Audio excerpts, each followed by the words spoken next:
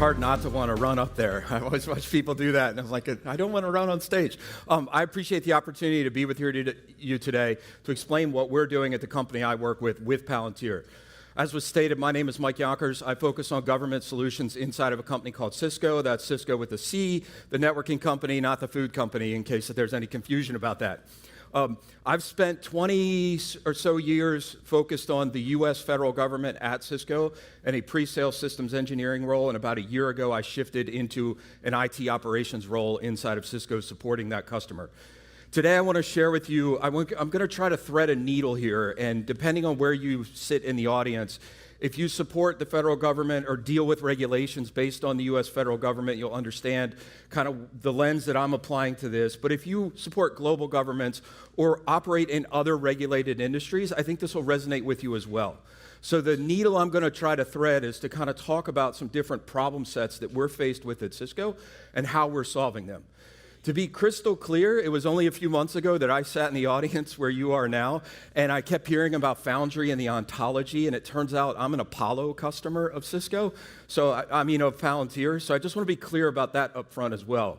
I was at FoundryCon thinking and trying to figure out how to adopt Apollo, and here I am at AIPCon to talk about Apollo, but I just want to be clear about the problems we're solving.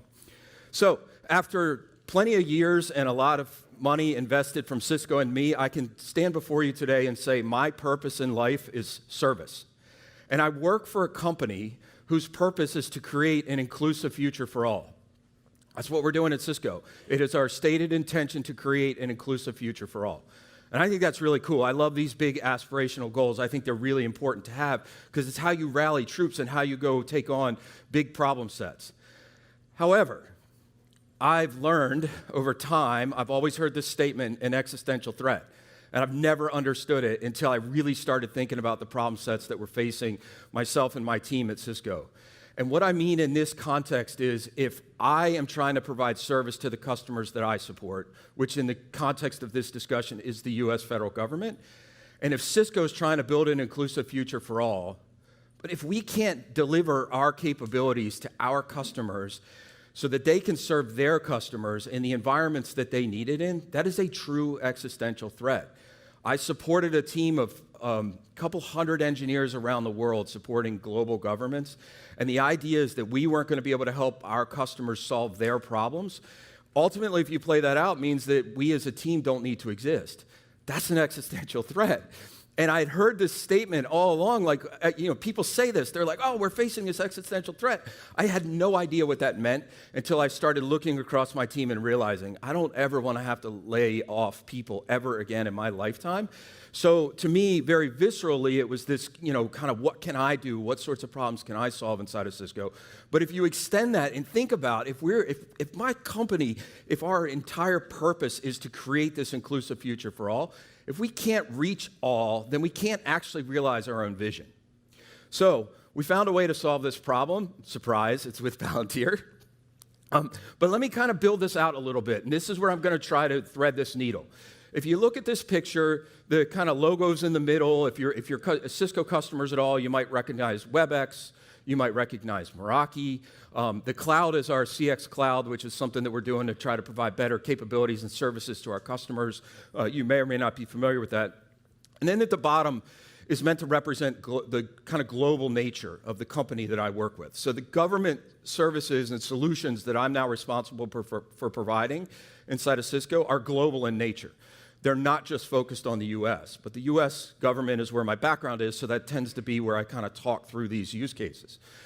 But if you think about this, there's kind of Europe on the left. Think about things like GDPR or data sovereignty types of problems. There are issues there that need to be solved for that are challenging if you're a company like mine who wants to provide cloud-based services to our customers in Europe, but we're a U.S.-based company, and if our data resides in the U.S., then that becomes a problem for our customers, right, in Europe. And in the middle is kind of North America. I can bore you to tears with U.S. government regulations, be they actual federal government regulations as it applies to the government itself, or the regulations that they push forward into these other industries that we all have to deal with. And then on the right is Australia, and I put that there because part of my heart is in Australia right now. My youngest son is doing a study abroad in Australia. But the point is we have actual legitimate use cases that we're trying to solve with the Australian government, which kind of proves the point that I'm trying to make here.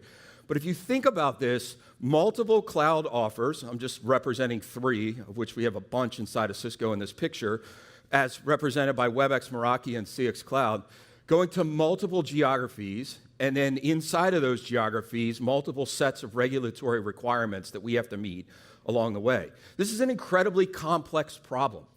And the question over here was asked about at what level of the company do you have to be engaged to kind of push these things forward. I'm a few steps removed from the C-suite inside of my company, but I can tell you this is a problem that the C-suite of the company that I'm working for is trying to solve. How do we drive this inclusive future for all, meet the demands and needs of all of these customers in this world of sort of economic nationalism? That's another one of my favorite phrases that I never understood until I started having to live it. How are we solving these, right? Because the whole promise of cloud is I could build something where I want to build it and run it on behalf of customers, and the customers don't have to deal with that problem set anymore. But if we can't meet the requirements of where we want to take these solutions, then we have a real problem. And one of the ways we could meet these solutions, and maybe some of you guys have tried this, is just build separate environments everywhere you want to go. So let's take a solution, we'll pick on Cisco WebEx, and let's think about this. If I wanted to build WebEx and meet the United States government, just as itself a customer, it has 5 different sets of requirements when you look at cloud requirements to meet the United States government. They're classified for the intelligence community, the Department of Defense. There's unclassified for the Department of Defense, but not all unclassified is the same inside the context of the United States government. And then there's truly like sort of civilian services.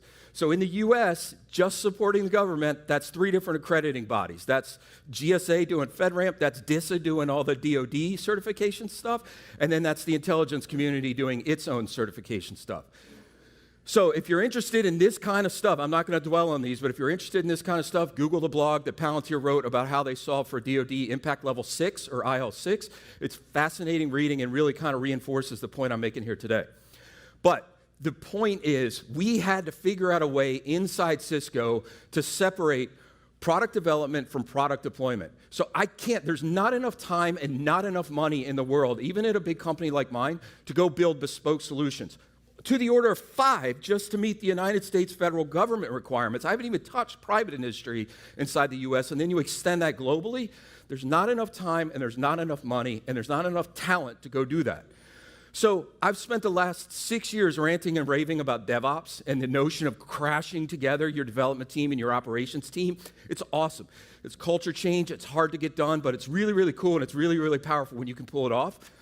But the problem is you can't have DevOps teams and meet those global requirements if you don't separate your development from operations. So then my head starts hurting, and I'm like, wait a second, I've been trying to bring these things together, and now somehow I have to separate them again? I'm going to lose all the goodness of what we were trying to solve for when we brought development and operations together.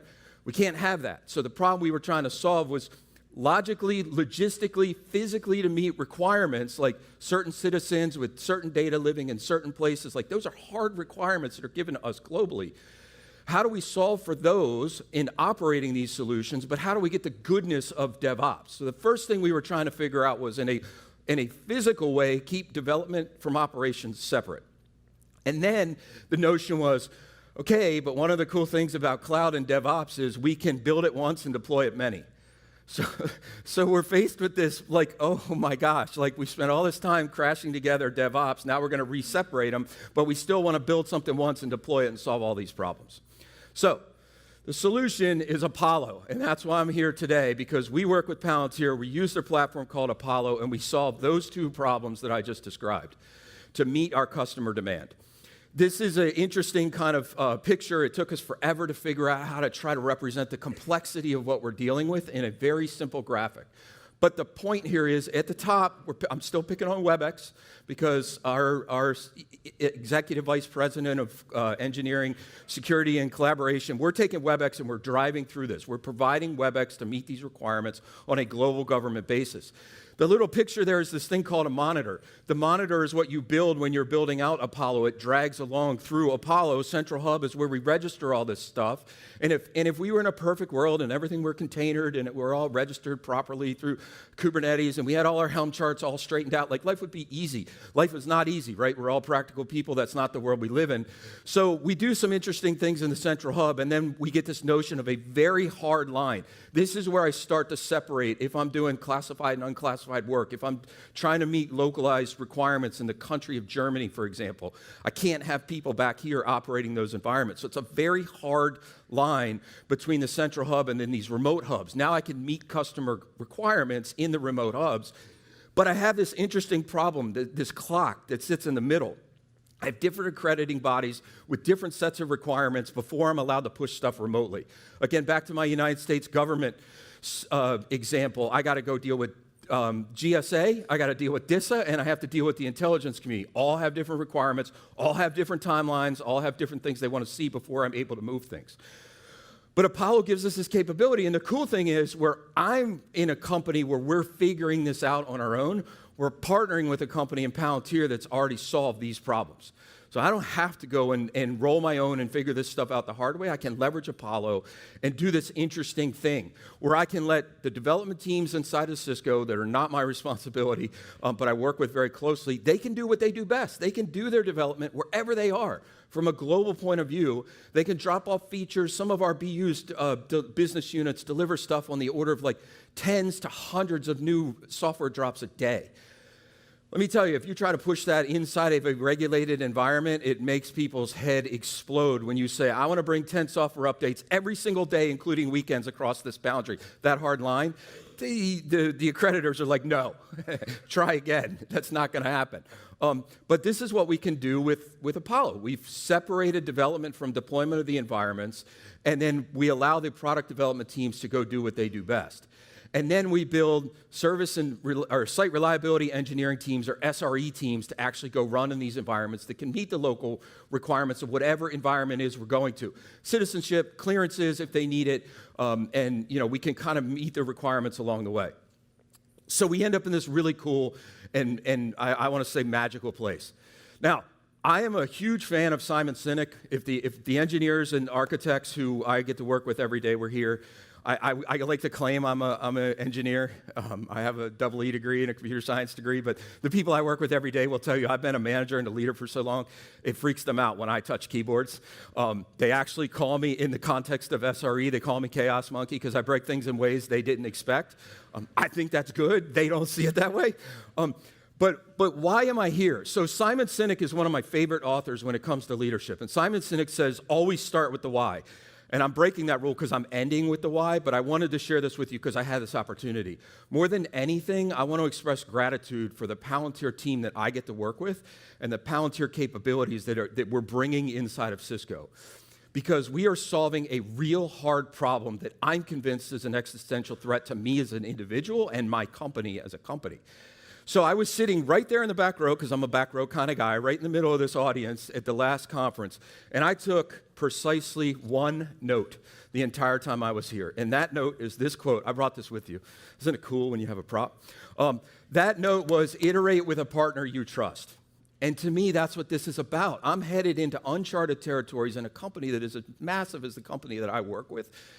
And I want to work with someone who understands, not necessarily has solved all these problems, but at least understands the problems that we're faced with. So we got a fighting chance to iterate through this thing and go figure out how to solve for that existential threat. So my quote, the thing that brought me back here today and why I'm so happy to be working with Palantir and Apollo as a platform is exactly this. I'm iterating with a partner I trust. And so, more than anything, I just want to express my gratitude to the Palantir team for everything that they've done to support us. If you have any questions about what we're doing inside of Cisco and how we're using Apollo, I'll be around all day. I'd love to engage with people. Thank you for your time and attention.